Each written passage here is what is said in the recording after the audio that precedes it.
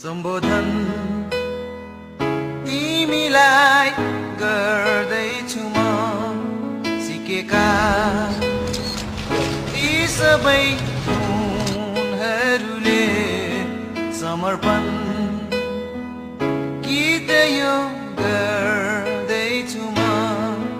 तिम्रै ती मिठा रागहरूले छाडी गयो हामीलाई जीवनको यो सम्बोधन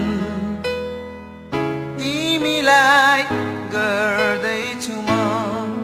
सिकेका यी सबै गुणहरूले समर्पण गीत यो